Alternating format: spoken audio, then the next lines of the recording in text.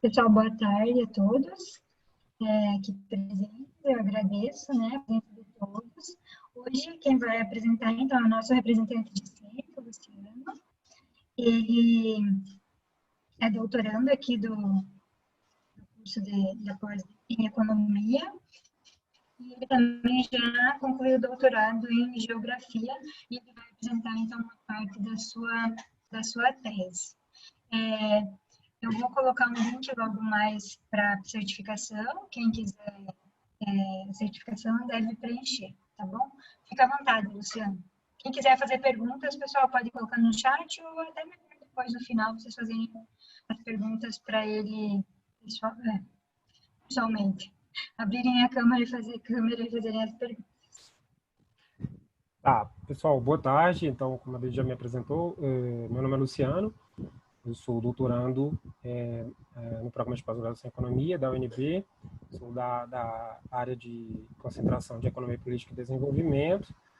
Esse trabalho, na verdade, como você tinha comentado a questão da data, né, na verdade é porque da data que eu defendi, na verdade, a tese ainda.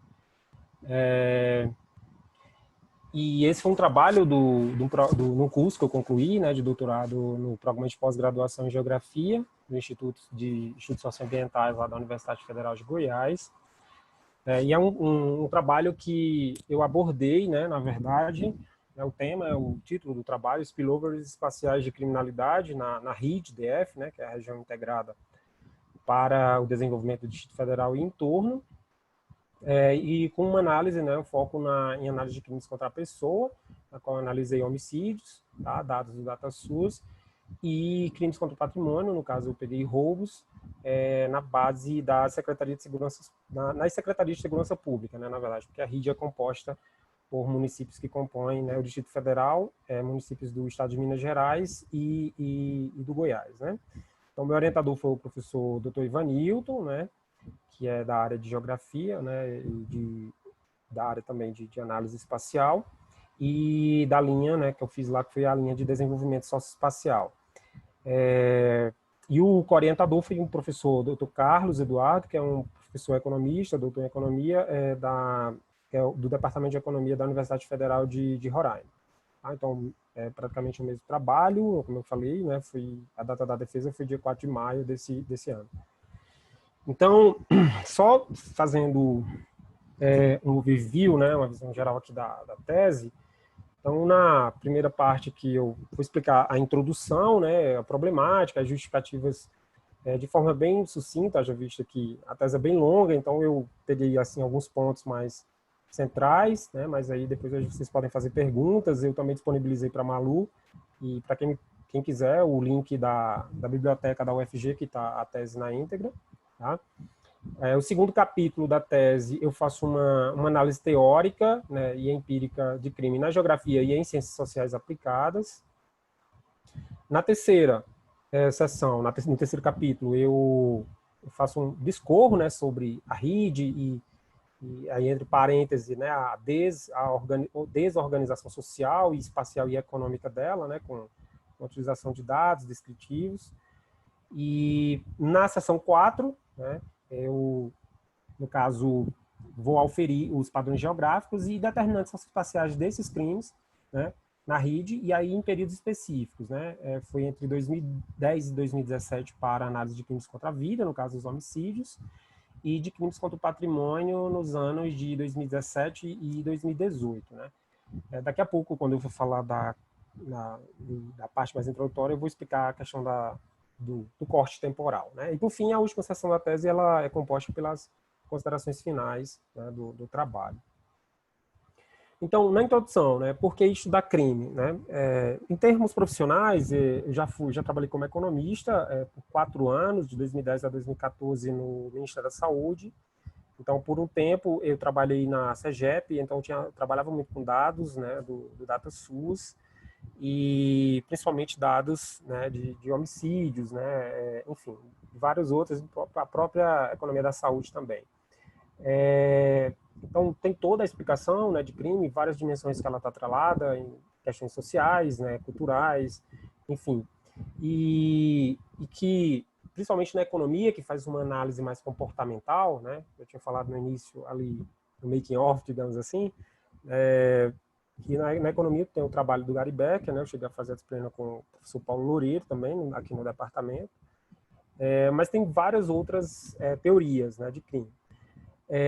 Então, nessa tese, eu tentei explicar mais a relação dele, né, com a questão espacial, né? Então, eu usei alguns dados, como taxas crescentes no Brasil entre 2010 e 2015, né, justificando. Peguei dados, por exemplo, do Atlas da Violência, né, lá do Daniel Cerqueira, do IPEA, da equipe. Ele também não é só uma questão geográfica, até porque na própria geografia, né, o pessoal já deve ter, quem já leu, né, nessa área, pode ter visto uma discussão na ciência geográfica que a geografia não se restringe só a uma relação puramente, né, de distância geográfica, né? Toda a questão de produção e as formas sociais como elas se reproduzem dentro do espaço. Então, o crime é um fenômeno muito ligado também à geografia humana, né? Haja vista advir de resultados de ações humanas que se reproduzem no espaço. E por que RID? Na verdade, eu já tinha estudado a RID no meu mestrado. Eu fiz o meu mestrado na UNB na área de agronegócio, no PROPAGA, né, o Programa de Pós-Graduação em Agronegócio, na linha de Agricultura Familiar e Desenvolvimento. Então, eu já tinha estudado, participado de alguns trabalhos que analisaram, tiveram como objeto estudar RID. Então, isso já era uma coisa que eu tinha um pouco de familiaridade, então eu analisei aqui até pela própria história, né, a construção de Brasília e a construção de uma RID aqui. Então, a RID foi uma região de desenvolvimento criada por lei, né, advinda de várias aí fortes interações entre o DF e os municípios limítrofes, né, com o DF, e também pelas observadas discrepâncias, né, que há entre o DF e esses outros municípios, da RID como um todo, ou também da micro-região ali, que são os municípios mais próximos, que pelo IBGE considera como micro-região do entorno, né? Há uma diferença aí entre entorno e RID, né? O entorno seria alguns municípios, que aí é uma determinação de uma divisão regional do próprio IBGE, tá? São os municípios mais próximos, e que a Codeplan, por exemplo, chama de área metropolitana, mas isso não tem nenhum documento ainda, digamos, oficial. E aí, em 2018, ela teve, essa lei foi, no caso, retificada, né, e teve a inclusão de mais 12 municípios, além dos que tinham anteriormente na primeira lei de 98. Então, uma das coisas que também tem muita relação na minha tese, que justificam, né, que eu analisei também, que está dentro da problemática, é a primeira lei da geografia, né, que foi, no caso, discutida por o geógrafo Valdo Tobler, que ele fala, né, que tudo pode estar relacionado com tudo, mas as coisas que estão mais próximas tendem a estar mais relacionadas, né? Então, um dos objetivos era ver, né, como é que se dá realmente a espacialização, né, do crime, né, nessa região de desenvolvimento. Então, as questões que eu busquei responder com a tese, né, foram como se configura a geografia da criminalidade na RID, né, interpretada por meio da espacialização de crimes contra a pessoa de 2010 a 2017 e crimes contra o patrimônio de 17 a 18, né, que outras variáveis ou fenômenos espaciais podem explicar a variação do crime, e a outra era ver se, assim, se nesse período em análise ocorreram spillovers, né, traduzindo pela literatura, né, dessa área, significa, no caso, transbordamentos. Então, se há transbordamentos espaciais na dimensão espacial de crimes entre os entes federados, né, da rede DF, nesse período em análise. Então, o recorte temporal total foi de 2010 a 2018, sendo que, como eu falei, eu usei crimes de 2010 a 2017 para crimes contra a pessoa, no caso homicídios. Eu usei a base DataSUS, né, de homicídios, usando a taxa por 100 mil habitantes, e crimes contra o patrimônio, no caso, foram roubos. Eu usei dados da Secretaria de Segurança Pública. Por que eu peguei esse recorte, né? Eu peguei esse recorte mais pela questão de disponibilidade de dados. Esse foi o primeiro ponto, né, em termos gerais. Tive algumas dificuldades também. Quando eu fechei, na verdade, os dados de minha tese, eu acho que em março, que eu fiz o depósito para agendar a defesa, o DataSUS ainda não tinha validado os dados de 2018, então usei só até 17. Não dava para usar das SSPs, até porque pela própria literatura há muita divergência, né? E geralmente o mais usual é realmente pegar os dados do DataSUS, mas também que também tem falhas, né? No próprio Atlas da Violência, do Daniel Cerqueira cita a questão de problemas nos IMLs, né? No caso, certidões de óbito, declarações de óbito, no caso, com dados incompletos, enfim. E alguns espaços, por exemplo, como questões de LGBT, essas outras questões não tem no formulário, né? E aí fica um pouco descoberta, digamos assim, para estudos específicos. E de 2017 a 2018, porque eu usei das SSPs para roubos mesmo. Era a fonte que eu consegui.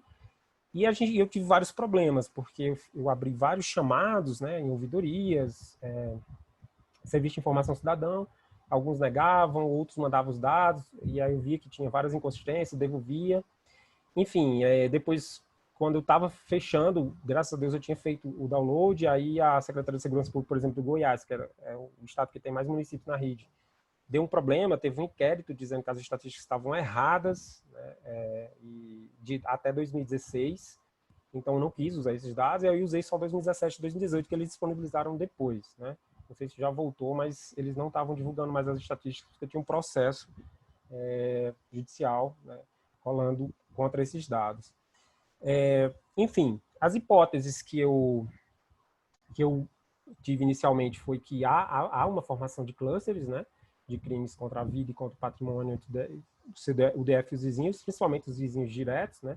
A gente já viu por vários tempos aí Lusiânia, Valparaíso, Águas Lindas, no topo aí dos rankings, né, de taxa de crime. E aí elas podem estar também sujeitas, né, a essa incidência de uma dependência espacial, né? Ou seja, a existência de autocorrelação espacial entre os municípios, né? E não estão necessariamente distribuídos aleatoriamente no espaço, tá? E as taxas populacionais também podem apresentar fortes correlações com essas taxas de crimes, dado o grande boom imobiliário aqui no DF e a questão da disputa por terra também, né? Como em termos históricos aí da construção regional. E aí o objetivo geral da tese foi compreender a distribuição espacial da criminalidade, né, e suas relações condicionantes socioespaciais. Os objetivos específicos, então, eu primeiro apresento algumas evidências teóricas e empíricas, né, que tratam da relação entre crime e variáveis socioespaciais. Delimito a área, né, na qual descrevo a RID, caracterizei os crimes, né, na RID entre 2010 e 2018, até faço um apanhado anterior também. Depois eu aferi esses padrões geográficos, principalmente usando a análise exploratória de dados espaciais, tá? E, por fim, eu analiso os principais determinantes, condicionantes socioespaciais, tá? Usando modelos econométricos espaciais para chegar nos resultados nesse período. Então, eu usei, né, pesquisa bibliográfica, então li teses, né, analisei anais, né, de eventos, principalmente na geografia, na economia também, né, principalmente como eu já citei anteriormente, tem muito trabalho nos anais da ENABE, né, no evento da ABE, que é o encontro da Associação Brasileira de Economia Regional, de estudos regionais, na verdade. A ANPEC também tem muito trabalho nessa temática, na linha de economia social. E usei dados secundários do Tesouro Nacional, como, por exemplo, gastos municipais com educação, com esporte, né? Usei os dados de crimes, como eu já falei, da SSP para roubos e DataSUS para homicídios, né?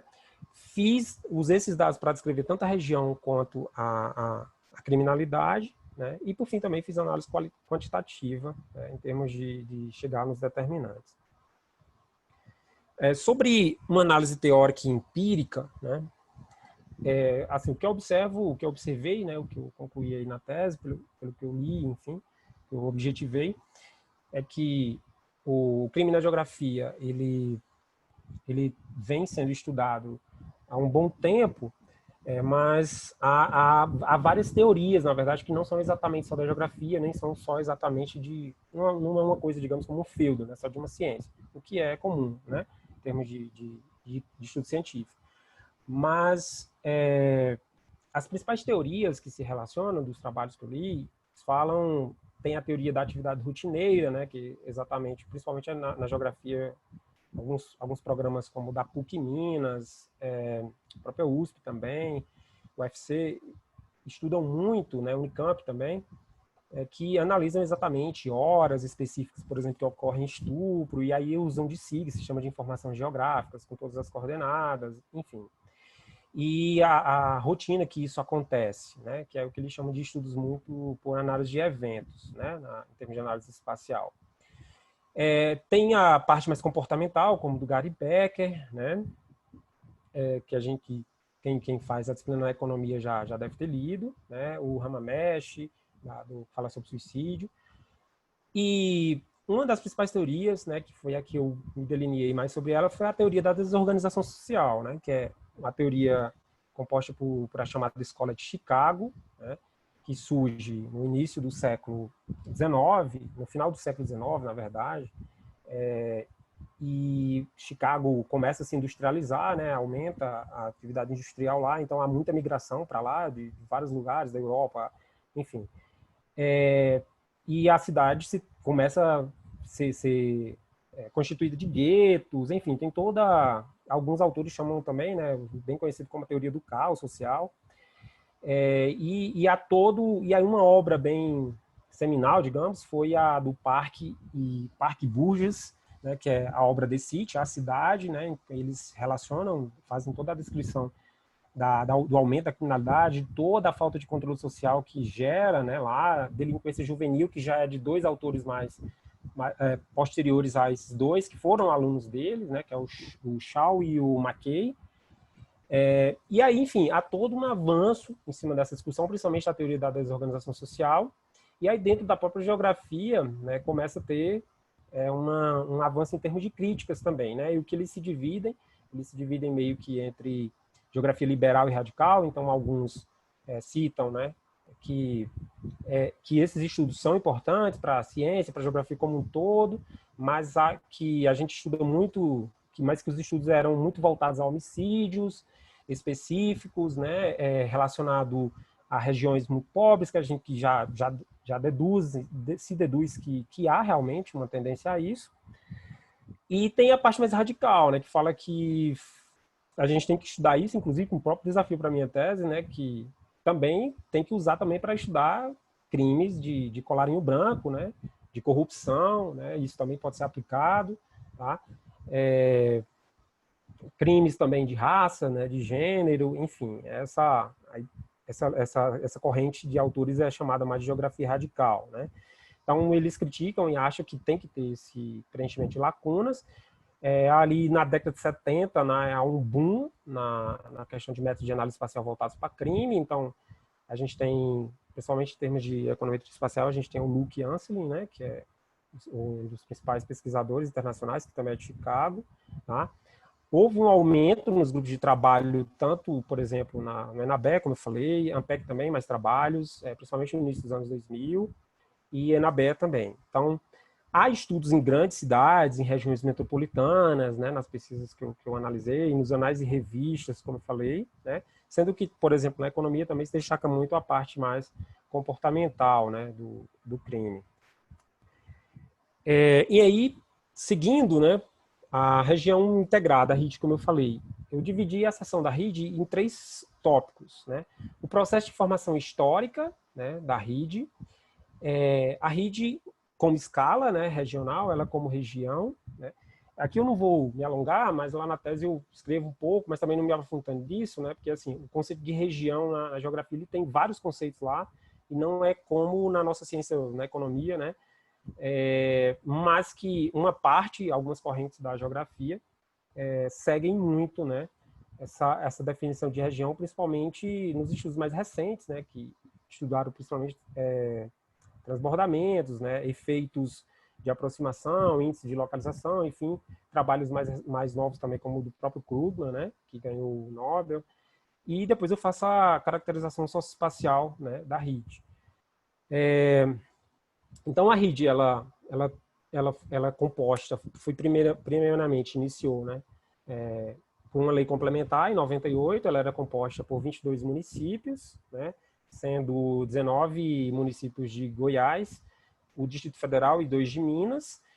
Realmente, essa parte em branco aqui no mapa, né, é o município de Cabeceira Grande, que aí há uma grande discussão, né, sobre isso, porque antes ela não fazia parte, e aí sempre ficava esse buraco no mapa. Alguns órgãos na gestão de políticas públicas incluíam Cabeceira Grande na RID, e outros não, porque na lei não estava. A lei falava que municípios que, no caso, foram desmembrados de algum que compôs a RID, que no caso, Cabeceira Grande foi desmembrado de Unai, automaticamente participava. Só que o desmembramento de Cabeceira Grande, se eu não me engano, foi em 96, e a lei é de 98. Então, essa regra não valeria, né, para Cabeceira Grande. Mas, enfim, a RID, ela compõe, ela é prevista, a construção de RIDs na Constituição Federal, né?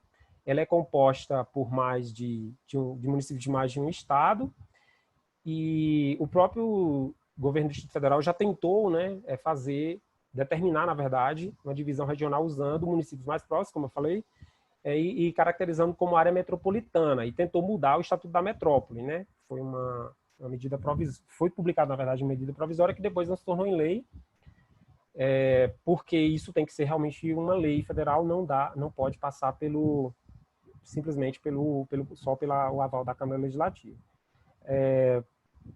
Então, seguindo, né, a própria composição da RID, ela teve grande impulso com a criação do DF, né? Então, eram municípios, uma região que tinha uma característica mais agrícola, né?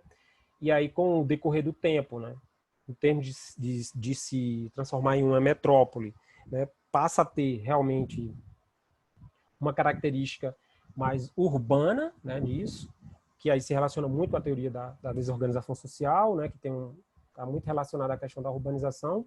Só que tem um porém, né, a teoria da desorganização social, ela vincula muito a questão da industrialização, né, como foi o caso de Chicago. Mas aqui, exatamente, né, pelas leituras, pelas investigações, aqui não teve esse grande efeito da industrialização. E aí, colocando esse mapa, como eu já falei, né, a gente tem várias divisões, né, quando a gente fala de RID.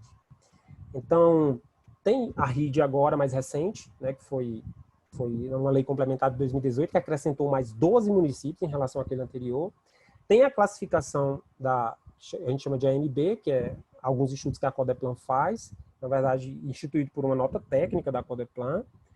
Teve a tentativa, né, de se criar uma região metropolitana de Brasília, né, mas também ainda não avançou essa ideia. E aí eu coloquei esse tema, acho que não sei se o Vinícius ainda está aí, né, eu lembrei muito da professora Tânia Bacelar, né, economista regional, que ela tem um texto dela que é Nordeste, Nordeste que Nordeste, né, que ela fala que existem vários Nordestes dentro do Nordeste. E aí eu achei muito relacionado com essa questão da RID também, né? A gente tem várias RIDs dentro da própria RID, não só em termos de divisão, né, pelos órgãos de pesquisa, enfim, mas pelas próprias caracterizações dela também, quando a gente pega dados, né, principalmente socioeconômicos, socioespaciais dessa região. Então, peguei dados sobre a composição setorial, né, a partir de até 1960, que foi a criação de Brasília, né, do Distrito Federal. Essa região, ela tinha grande importância, o grande setor dela era o agropecuário, né, e a partir aqui, se você já pega a partir de 70, né, em seguida, já o setor de serviços, né, já se torna realmente o preponderante, tá, em termos de valor adicionado, né, no PIB dessa região, né, no composto, no agregado dos municípios. Houve um crescimento populacional também, o boom populacional, né, a partir de 1960, com a criação do DF, que, quando chega nos anos 80, 90, né, a taxa continua crescendo, mas em proporções menores, e isso passa também a ser mais na região do entorno. E aí, considerando o grau de urbanização dos dados do censo de 2010, né, já se vê assim, um grande grau de urbanização entre 90% e 100%, né? Em municípios aqui bem limítrofes, né? Como Valparaíso, Lusiânia, Águas Lindas e Novo Gama, né? Os principais aí com maiores, por exemplo, Valparaíso praticamente já tinha 100% de população somente urbana, né, no ano de 2010. Eu peguei alguns dados tanto do IVS, do IPEA, quanto do IDH, né, do Atlas de Desenvolvimento Humano. Então, entre 2000 e 2010, considerando dados do censo, a região ela tem uma melhora, digamos assim, no IDH, né? Então, por exemplo, em 2010 não tinha nenhum município, por exemplo, dentro do baixo especificamente, né? Estavam classificados praticamente médio, alto e muito alto, IDH. E o IVS também houve uma melhora. O IVS, no caso, seria o contrário, né? A análise do IVS. Quanto menor o índice, melhor, né? Menos vulnerável. E eu também tenho uma análise do IPEA que ele junta, né? Na verdade, um diagrama com proporções do IDH e do IVS. E aí eles chamam de prosperidade social. Então, municípios mais prósperos com alta prosperidade social, né, na classificação, seriam municípios que estejam com alto IDH e baixo IVS, e vice-versa, né, na análise. Então, a gente ainda vê, por exemplo, municípios aqui como o município de Novo Gama, né, por exemplo, aqui, e Valparaíso e Lusiânia com baixo, na verdade, baixa prosperidade social, aí, conforme dados de 2010. A partir de 2010, a gente tem muita dificuldade de encontrar dados por município. Então, eu usei alguns dados do Instituto Mauro Borges, né, de Goiás, usei muitos dados também da Fundação João Pinheiro de Minas, alguns dados aqui da Codeplan, só que às vezes tinha muito problema, né, de organização, né, de como os dados foram mensurados, várias divergências. Então, eu tentei pegar muitas bases, né, que no caso, tivessem já um padrão específico, né, bem determinado, para fazer essas análises. Em termos de caracterização socioespacial, então, os dados, o máximo que eu peguei foi do censo, né, então, de 2010, então, eu analisei questões como vínculos de trabalhos formais e informais, a parte de grau de instrução também no mercado de trabalho, e também um dado bem importante, né, que se refere à questão da mobilidade, que está nesse mapa aqui, é um dado que tem na base do IVS, que é o percentual de pessoas que vivem em domicílios da RID, com renda per capita inferior, né, a meio salário mínimo, no ano de 2010, e que gastam mais de 1 hora até o trabalho, né? Então, aqui está toda a RID e também uma alta concentração aqui nesses municípios mais limítrofes, né? Em termos de vínculos de trabalho, né? Quanto mais, digamos, aqui eu peguei mais a frequência acumulada, né? Ela cresce e ao tempo que o vínculo de trabalho formal vai se aproximando de municípios que ficam meio limítrofes também ao DF, tá? E o grau de instrução também aumenta, né? Nesse sentido, para os municípios que são vizinhos, né, diretos. E aí, em termos de, quando eu falo de desorganização, né, existem várias contradições, né, dentro da RID, né? A própria criação de Brasília, né, por várias questões, por questões políticas, de desejo de um certo presidente específico, né, toda essa questão histórica aí da criação da capital federal. E aí, na geografia, o pessoal, principalmente o autor, no caso, o Milton Santos, né, que aí eu li muito também alguns trabalhos também dos geógrafos aqui da Codeplan, como o professor Aldo Paviani, né, emérito da UNB, que eles classificam a Brasília como uma metrópole terciária ou quaternária, né, porque, na verdade, esse conceito está muito relacionado à questão da dependência, né. Então, essa metrópole, ela não consegue, por exemplo, ter uma digamos, sustentação, digamos assim, e ela depende de vários outros municípios que, na verdade, são o que fazem ela existir, digamos assim. Então, tem a questão do aumento populacional urbano desordenado, né? em termos gerais, né, principalmente no entorno, e aí por várias questões, principalmente pela especulação imobiliária, na qual várias cidades, por exemplo, como Lusiânia, né, que alguns autores citam, né, Marília Peluso, do Pogé aqui, enfim, uma delas, um dos trabalhos, Lusiânia, algumas cidades mais próximas tinham toda uma outra vivência, um outro outros estilos de vida, né, e passaram a participar de todas essas causas e consequências do boom populacional e mudaram totalmente a dinâmica de vida. Aí, como eu já falei, ela é uma metrópole terciária e quaternária e incompleta, até porque também ela não se classifica dentro do conceito de metrópole, né, pelas próprias normas legais que a gente tem no Brasil. Não há uma regulamentação específica para RIDs no Brasil. Existe o CORRID, que é o conselho, né, de gestão, mas que há várias fragilidades nesse conselho. E a SUDECO, por exemplo, a SUDECO também tem algumas questões, como, por exemplo, municípios que são da RID e que são de Minas Gerais, por exemplo, não recebem recursos da SUDECO, porque a SUDECO só descentraliza, no caso, para fundos municipais do Centro-Oeste. Há diversas divergências quando eu peguei alguns relatórios do IPE, lá do Observatório das Metrópoles, né, entre os planos diretores também, né, das cidades do entorno e em comparação com o DF.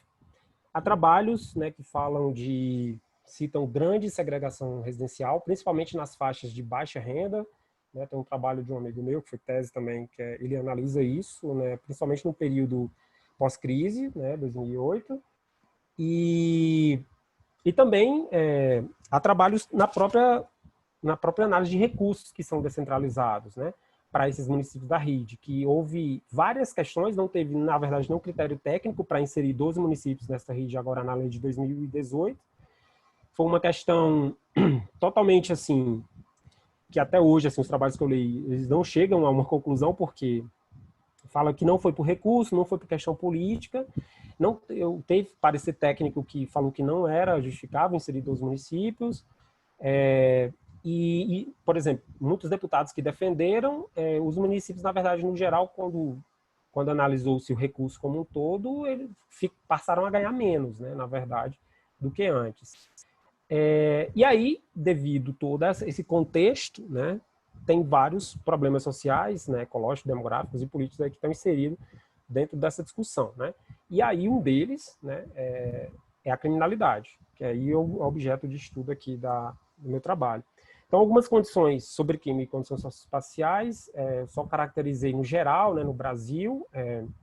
Citei a professora Alba Zaluar, que é uma professora da UERJ, eu acho que morreu ano passado, que era uma grande pesquisadora de crime, né? Então, ela fala que o Brasil apresenta um tipo de violência privada, né, que está correlacionado com desigualdade econômica, jurídica, enfim, que são marcas da sociedade brasileira. E aí tem uma citação direta dela, né, que ela fala assim, que o Brasil não tem nem traumatismos indeléveis, nem ódios profundos em consequência de guerra civil, por exemplo, ético, religioso, político, né, mas é que há realmente, né, grande culto à arma de fogo aqui, como ocorreu muitas vezes em países, no caso, que passaram por guerra, né.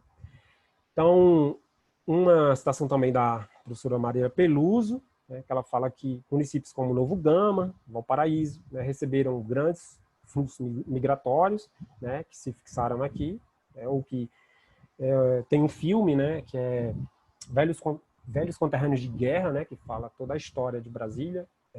Eu assisti isso, na verdade, depois que eu escrevi a tese, eu não conhecia esse filme, depois eu assisti. E aí você tem uma visão também um pouco mais ampla, né, e crítica da construção da cidade. Outros municípios como Lusiânia, né, que, como eu já citei, né, passaram a entrar nesse contexto de migrações e grandes problemas relacionados ao uso de solo, né, teve espaço fragmentado, enfim.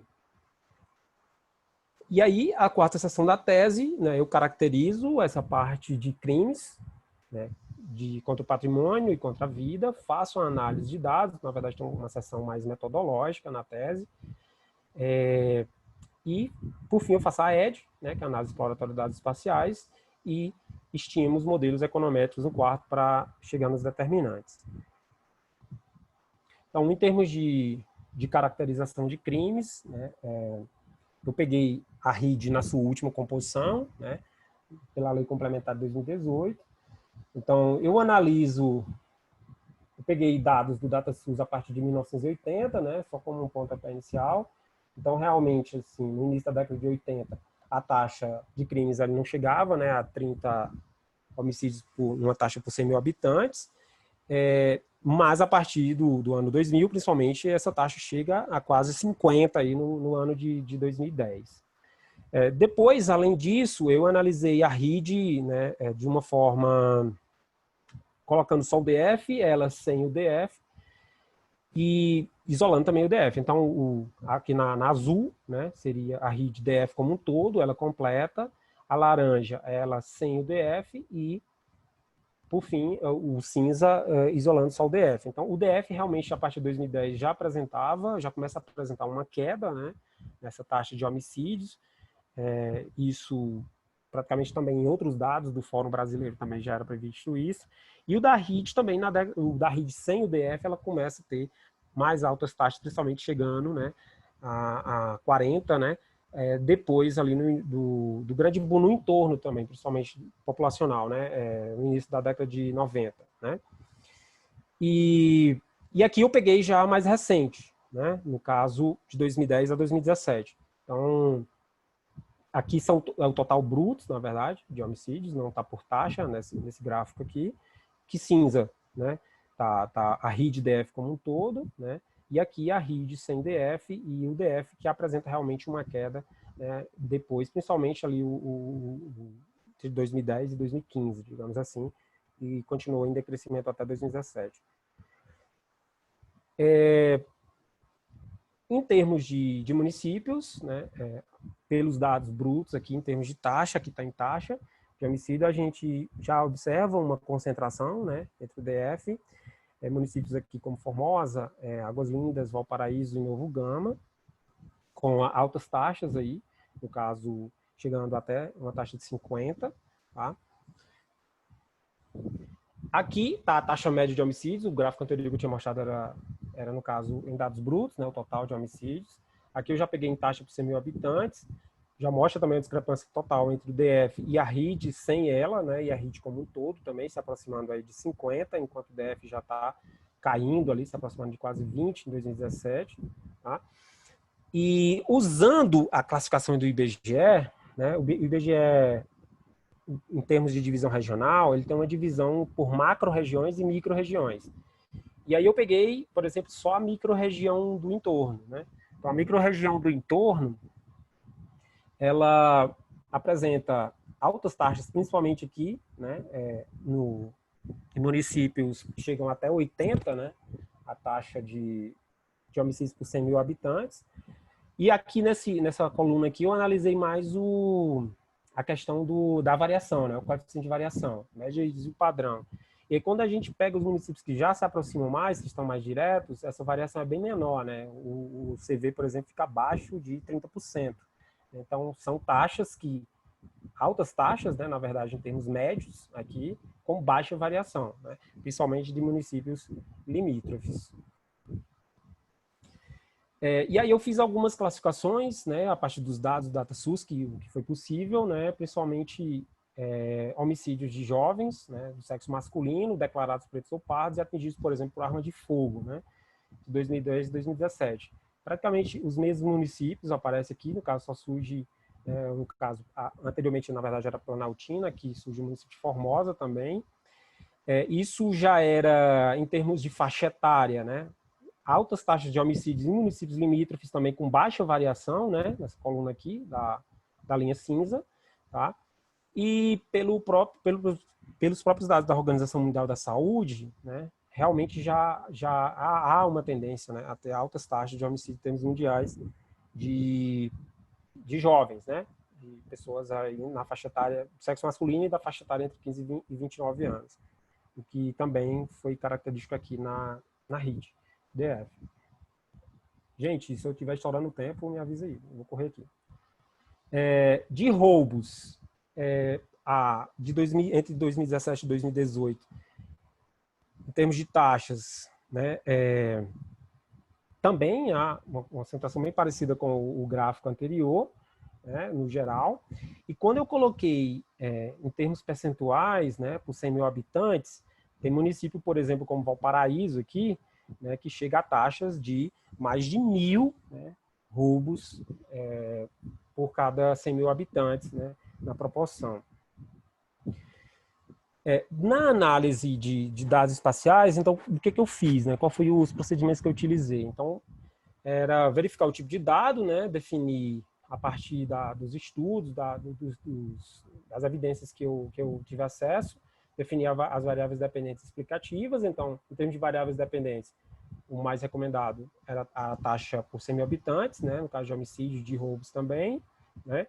O segundo passo foi averiguar se havia essa dependência espacial, né, entre os municípios, e tanto na variável explicativa, na variável dependente, como em outras. E, a partir disso, também determinar as matrizes de ponderação especial, né, que é o que, no caso, traz a interação desses municípios, o que determina quantitativamente a interação desses municípios. Então, a partir depois da determinação da matriz, analisar esses padrões, né, locais, outliers, por meio da análise exploratória de dados espaciais.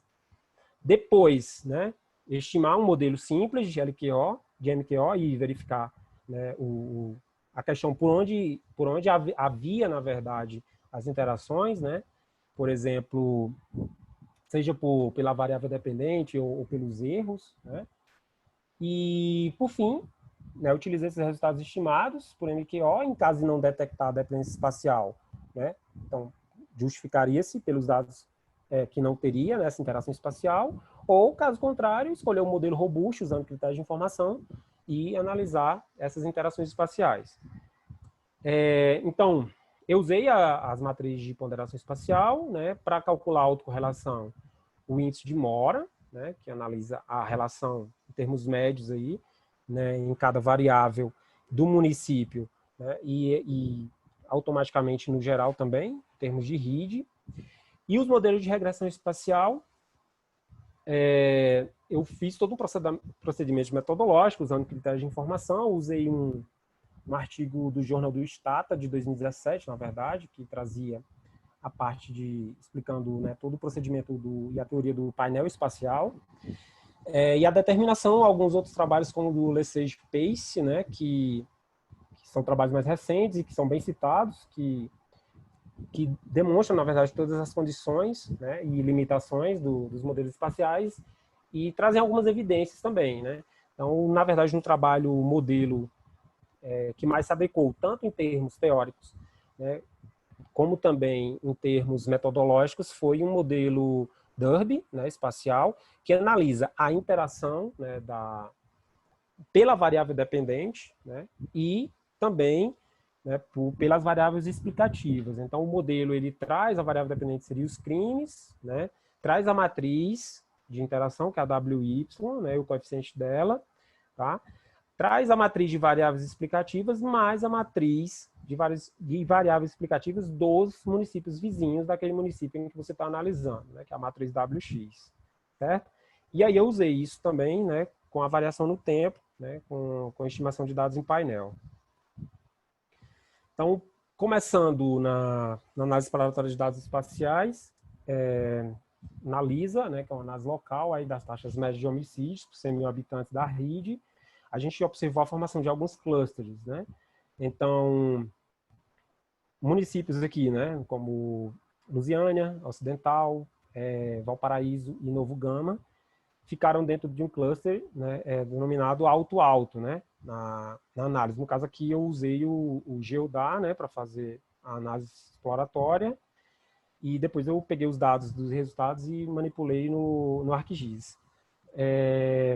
Então, esses municípios aqui ficaram dentro de um cluster chamado Alto-Alto, né, que eles têm altas taxas, né, de homicídios e estão circundados de municípios com altas taxas de homicídios, né. O DF ficou no cluster Baixo-Alto, né, que possuem taxas baixas, né, de crimes, mas está circundado de municípios que têm altas taxas. E esses aqui, né, municípios aqui como Goianésia, município já lá da Chapada, né, aqui, e por fim também Arinos, né, da RID, podem ser classificados como outliers, mas estão dentro de um cluster aí baixo-baixo, né? Ou seja, tem baixas taxas de crime, né? E são circundadas de municípios que têm baixas taxas. Os municípios que estão em cinza, né? São municípios que não teve, os resultados não puderam ter significância, né? Estatística, né? Para explicar. Aqui, né? No caso, eu peguei os dados só de homicídios mais para jovens pretos, pardos e atingidos por arma de fogo, né?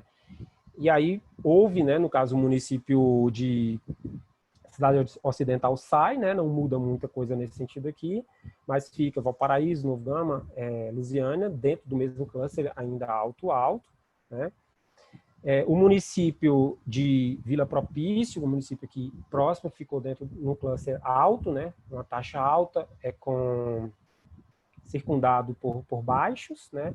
Esses aqui foram insignificantes, né? No caso, não teve significância, na verdade. E o município de Arinhos, novamente, no cluster baixo-baixo. Esse município 18 aqui, que é o de Mimoso de Goiás, na verdade, não teve, está em branco porque não teve homicídio, na base de dados não tinha homicídio registrado nele, né, nesse período.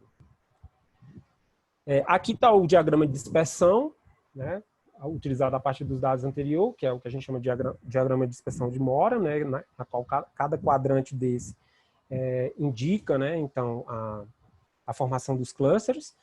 O índice de Mora foi bem significativo, né, numa escala de 0 a 1, né, foi 0,67 na análise desses crimes, aqui no caso já de roubo, né, entre 2017 e 2018. E na LISA, que é a análise de dependência local dos roubos, aí a gente já tem uma mudança de cenário, né? Alguns municípios já da microrregião da Chapada apresentam, né, significância e ficam dentro do cluster baixo-baixo, mas aqui a gente já tem a inserção do DF, né? Se a gente comparar com o gráfico anterior, né, aqui de homicídios, no caso de roubo, o DF também, né, tem altas taxas, né, de roubos, por 100 mil habitantes, e está circundados por municípios também que tem, né? Que no caso aí, novamente, Lusiânia, Novo Gama, né, Valparaíso e Ocidental. Seguindo aqui, né, o primeiro modelo estimado, já em termos de condicionantes. Então, as variáveis que eu utilizei, né, novamente, como eu falei, eu peguei por disponibilidade de dados. Então, eu peguei taxa de população, usei tudo em logaritmo natural, taxa de população de 15 a 19, 20 a 29, 30 a 49, 50 a 69, taxa de ocupação do setor formal, no caso, renda per capita aqui, na verdade, PIB per capita, né? E essas demais variáveis aqui são as dos vizinhos, né? Que é a matriz, né? Então, o modelo SDM, como eu já tinha citado. E aí, os resultados, eu fiz pelo Stata. A gente tem, rodando o modelo STM, a gente tem os resultados das variáveis, né, e dos vizinhos, né. O que foi significativo, né, principalmente aqui, né, principalmente aqui no caso de homicídio, foi a variável de população, né, de 15 a 19, então municípios, né, com população de 15 a 19 tendem, né, a ter taxas de crimes com relação positiva, né? 30 a 49 e no caso a de 50 a 69. Na relação com os vizinhos, né? Então, vizinhos com população maior também, então, por exemplo, de 15 a 19, tem uma relação positiva com a taxa de homicídios, né? E no caso do PIB per capita, né, foi uma relação negativa, né? Um coeficiente negativo. Então, municípios vizinhos com PIBs menores influenciam o aumento da taxa do município em análise. Tá? E em termos de efeitos, né, principalmente o efeito indireto, que é o que mede exatamente os spillovers, que é o tema da tese, né, a gente teve significativo também a população de 15 a 19, de 30 a 49, mas aqui já com efeito no sentido negativo, né? E PIB per capita também permaneceu, né, também com a mesma relação. No caso de crimes contra o patrimônio, rodei também um SDM, só que aí eu fiz um para cada ano, porque eu não tinha dados que justificassem né, fazer um painel, na verdade só tinha 2 anos, eu teria que fazer... na verdade, o livro do Eduardo Almeida, ele até cita como fazer um painel curto, mas eu preferi fazer um cross-section mesmo, em dados cross-section, para a taxa de roubo, né, em 2017 e em 2018. Então, o modelo também, né, nesse sentido, foi um SDM, o mais robusto, né, usando o critério de Acaik, né, a função log, enfim, todos os procedimentos metodológicos mais recentes e recomendados. Já na taxa de roubos, a gente teve como significativo, né, e uma relação positiva, a taxa de população de 20 a 29 anos, né, a taxa de ocupação formal, tá, e o PIB per capita com uma relação negativa, tá ok? E aqui, por fim, eu fiz o de 2018, né, na qual a gente teve variáveis próximas, e em 2018 a gente já teve outras variáveis mais significativas, né, para explicar o roubo, condicionantes, população de 15 a 19, 20 a 29, 30 a 49, né, e as despesas com, no caso, com lazer. Né? No caso dos vizinhos, né, as despesas com lazer também. E quase todos, no caso dos roubos, né, eu fiz um bootstrap a 95, né, por as simulações de Monte Carlo, para analisar todos, né, 95%, né, para analisar os efeitos indiretos. Porque, na verdade, eu não encontrei no painel, eu encontrei um comando que já gerava, né, o efeito direto no roubo. Como eu não encontrei o comando para usar em um modelo cross-section, eu usei um livro do André Gouger, né, da UFMG, que ele dá todo o procedimento metodológico de como calcular os efeitos. Então, eu fiz isso, né, e fiz uma simulação de Monte Carlo para chegar nos efeitos mais próximos. Então, os efeitos, os transbordamentos, principalmente em interações com vizinhos, né, vem mais também por relações aí da taxa de população de 15 a 19, 20 a 29, 30 a 49, né, e despesas com lazer, né, desses municípios per capita. Tá?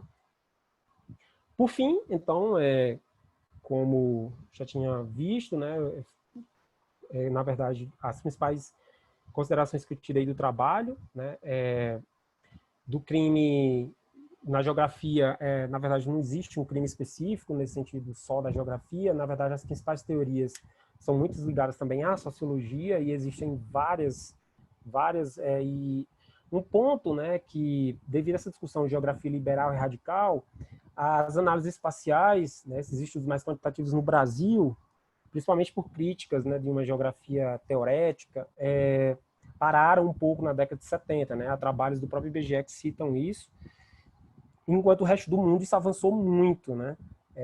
De análises geográficas, análises espaciais de crimes, né? A RID-DF, como eu falei, é uma região que foi criada, depois revogada por lei, né? Tem vários atributos históricos que estão relacionados, né, de desigualdades dentro da construção dela, e aí há várias RIDs dentro dela. Eu tentei fazer na tese, mas não deu tempo, que foi a análise de heterogeneidade espacial, que é a segunda lei da geografia, para a gente analisar o efeito por cada município, né? Que a gente geralmente usa aquela regressão ponderada geograficamente, né? Que é a GWR, o RPG, enfim. Mas isso aí ficou para um trabalho futuro, né? Foi possível ver como esses crimes são caracterizados, né? Principalmente em termos de clusters, a formações alto-alto, né? No homicídio, e aí esse cenário muda nos crimes contra o patrimônio. Principais condicionantes: população jovem, né? Negra também aí. Foram verificados que há spillovers, né? Principalmente em homicídios, os spillovers, efeitos indiretos, chegam a quase 50%, 51% na explicação, né? E assim, algumas outras contribuições, alguns outros trabalhos que eu prevejo, né, seria de fazer alguma análise, alguma política específica, né, aqui no entorno, né. As limitações que eu tive, principalmente, foi em relação a dados, né, e algumas novas agendas, como eu citei, seria mais verificar efeitos locais, como usando RPG, a GWR, e também pode poder fazer alguma construção, né, a partir de uma análise de uma política específica, né, voltada para o combate à violência né, na região. Aqui foram algumas principais referências que eu utilizei, e meus agradecimentos, né, ao IES, ao UFG, né, um projeto que eu participei do meu orientador, com o meu orientador que foi financiado pela FAPEG. E é isso, gente. Eu acho que eu estourei o tempo muito, mas foi isso. Muito obrigada, Luciano. Parabéns pela apresentação. O Rafael, não sei se ele quer abrir a câmera e quer falar, mas ele colocou duas perguntas no chat. Rafael? Oi. Não, era só uma pergunta metodológica que eu botei, porque senão eu ia esquecer. Luciano, como é que... Só me explica, por favor, como é que são esses dados de roubo aí, se é a partir do... contabilidade dos boletins de ocorrência ou tem alguma outra forma? Só essa pergunta. Esses dados, no caso de roubos, foram de boletim de ocorrência, né? Porque foram dados fornecidos pelas Secretarias de Segurança Públicas. Alguns dados, na verdade, aqui no DF, em alguns dados, eles mandaram as coordenadas geográficas, né? O que poderia ser analisado de outra forma, né? Por meio de um método chamado análise de eventos, né? Que é muito usado, por exemplo, na teoria da atividade rotineira, enfim, análise de dados pontuais, né? Há vários trabalhos do INPE, por exemplo, que analisam isso. Só que nos outros municípios não, né? Então, realmente foi usado, né, realmente dados mais agregados, e no caso de roubos, por registro, né? No caso de homicídios, já foi pelo DataSUS, que aí é pela declaração de óbito, né? Por mais que ainda existam algumas falhas, mas é o dado hoje, digamos, mais considerável, né, em termos de análise de homicídio. Pois é, porque pelos dados do laudo do ML é mais fácil descobrir se é homicídio ou não. Agora, roubo fica muito sujeito à subnotificação, né? Isso. Porque vai depender da pessoa registrar ou não, porque você já não resolve, você resolve só 8% dos homicídios. Roubo, então, não resolve nada. Então, em geral, as pessoas até meio que ignoram e não se for um roubo... O roubo é seguido de violência, né? Mas, às vezes, a violência não é tão grande, ou se é uma coisa mais simples, a pessoa não deve nem registrar e tal. Então, isso deve dar algum problema, alguma... Né? Não sei. Enfim. Beleza, era só uma... Bem, obrigado.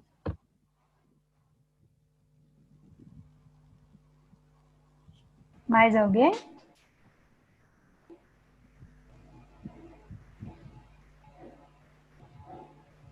Um comentário aqui, Luciano, quer ler? Luciano, parabéns pela apresentação e pelo tema. A urbanização brasileira se fez de modo desigual, excludente e segregador, tanto de espaços quanto de pessoas, o que acirra ainda mais o processo de criminalização. É muito interessante a análise do Milton Santos quando ele associa esse processo com o mito do progresso e modernização. Na verdade, essa análise aí, né, tem uma linha autores mais recentes da própria geografia também criticam muito a NEG, né, que é a New Economic Geography, que é a nova economia geográfica, que teve um grande boom aí com os estudos do Krugman, principalmente, naquela questão de estudos, né, de economia de escala, enfim, de criação de áreas específicas, como Vale do Silício, tem outra região lá na Espanha, né, então que eles analisavam essa questão de haver transbordamentos, né, e de gerar desenvolvimento regional. E, na verdade, aqui em Brasília, no caso da RID-DF, na verdade, isso primeiro não teve não houve, né, nenhuma explicação em termos de industrialização, eu acho que acredito no Brasil, né, digamos assim, e ao contrário, né, houve transbordamentos de outras mazelas sociais, né, como é o caso da violência. Eu tenho mais uma pergunta, se não tiver mais ninguém para fazer. Pode fazer, eu ia fazer um comentário aqui, mas fica à vontade. Só uma pergunta. Por que você escolheu os dados de roubo? Na verdade, eu escolhi os dados de roubo, né, principalmente pela questão de que de Brasília, o DF como um todo, tem essa característica de ter um poder, uma renda per capita maior, né? É claro que eu não consegui dados para fazer, principalmente em termos de condicionantes, para analisar isso. Mas as principais explicações, né, era do roubo estar muito ligado à questão da renda, né, das condições do estudo, condições de vida no geral, né, mas principalmente vinculado à renda, né, do poder econômico das famílias, né. Mas em termos de dados eu não consegui, para o período que eu queria analisar, dados específicos desses municípios. Enfim, o dado municipal é muito difícil de trabalhar assim, em termos gerais no Brasil, para se pegar uma série grande, né?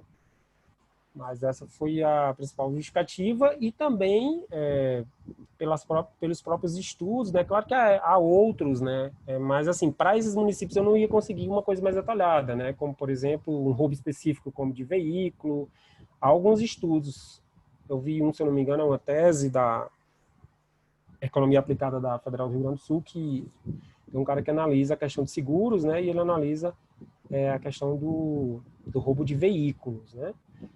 Mas eu não iria conseguir dados tão específicos para todos os municípios da RID, né? No caso, os 32 das UDS. Ô, Luciano. Entendi. Pode continuar. Posso só complementar uma coisa? Comentar uma coisa? É porque crime de roubo, crimes contra o patrimônio em geral, para mim, são muito problemáticos. Mas, enfim, eu já vou entrar numa discussão que não tem exatamente a ver com a tese, mas aí eu queria ver sua opinião. Porque você tem uma lógica de crime contra o patrimônio que é o seguinte: basicamente, a moral que é protegida pelo crime do patrimônio é você subtrair um bem ou um direito de alguém sem que ela saiba ou sem que ela concorde. No caso de roubo, claramente você está subtraindo um bem de alguém sem que ela concorde, porque você tem que usar violência. Então, você está usando a violência, a pessoa não concordou em momento nenhum que aquilo fosse passado. Só que essa estrutura do crime de roubo é uma estrutura que é feita e elaborada para punir pobres. Porque há uma série de crimes contra o patrimônio e eles vão punir classes sociais diferentes.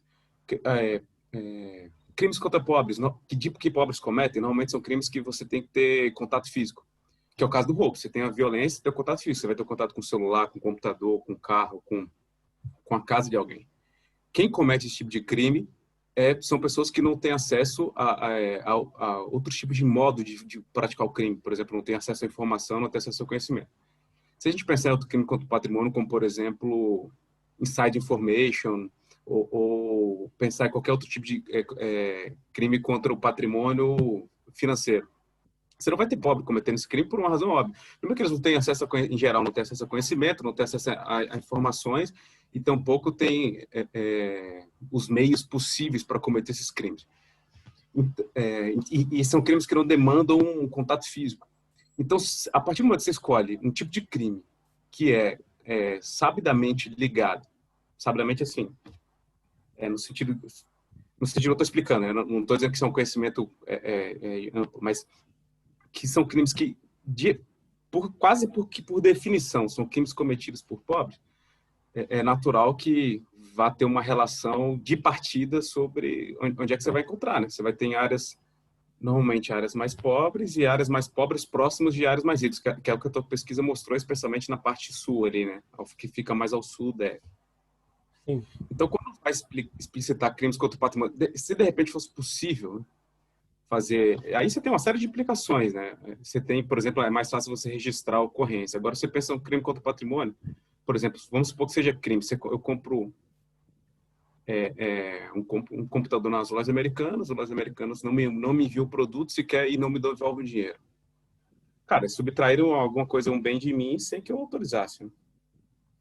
E aí eu vou lá, eu registro um boletim de ocorrência, porque contra quem eu vou registrar, né? Imagina se fosse com a van, contra o velho da van, não faz o menor sentido.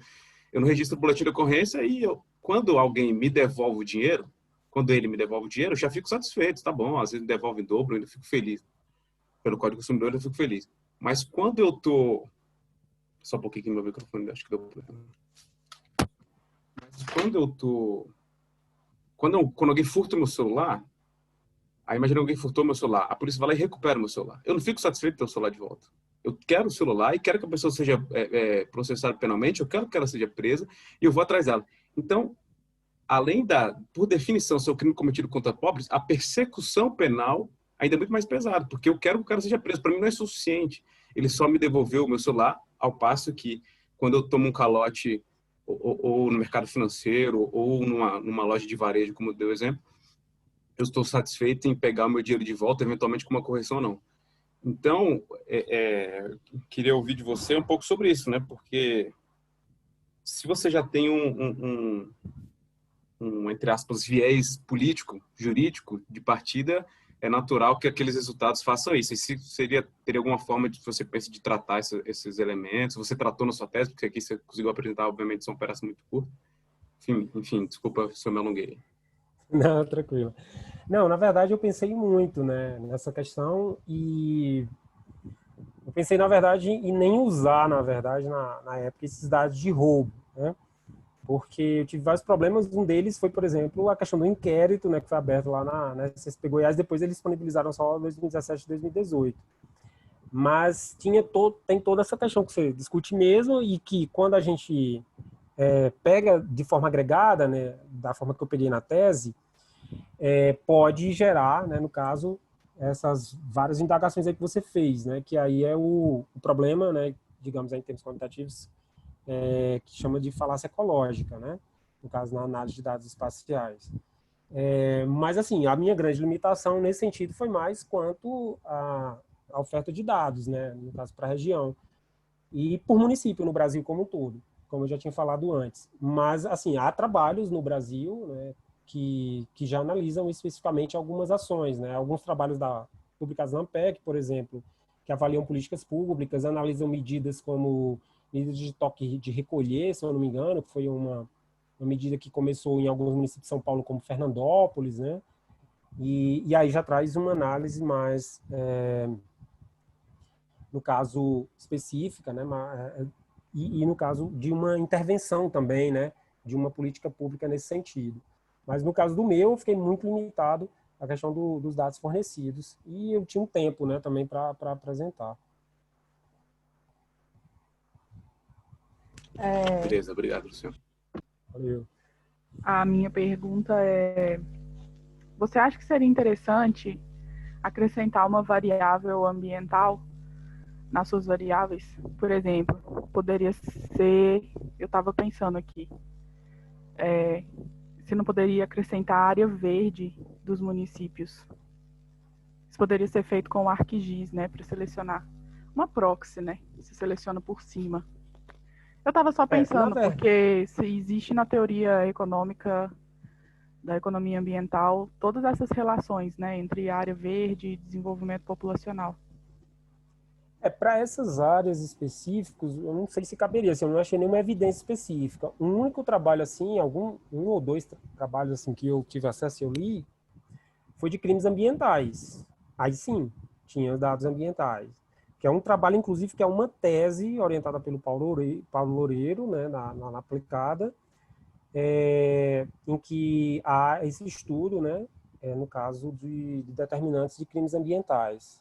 Se eu não me engano, acho que o corte são estados brasileiros. Tá? Mas no caso do meu trabalho, eu não achei nenhum trabalho em RID, né, com violência específica. A maioria dos trabalhos pegam regiões mais de cidades do Sudeste também, os estudos. Né? Depois, quem puder dar uma lida na tese, eu faço um resumo dos dados das principais pesquisas que eu peguei no ENABE, ANPEC e ENAPEG de 2007 ou 2008 até 2015. Mas em termos de variáveis ambientais, somente nesse trabalho que eu te falei que foi uma tese, né, aqui da UNB, e se eu não me engano também o autor publicou, né, na ANPEC como artigo, e ele analisa crimes especificamente ambientais. Tá? Aí realmente ele inclui variáveis ambientais. Mas é um tema interessante. Inclusive, o professor Marcelo Justus, ele teve um colega meu que passou lá na Unicamp e que eles pretendem estudar isso, né? Eu não sei o que rolou depois. Mas a ideia era estudar crimes ambientais, fazer uma análise mais apurada por município.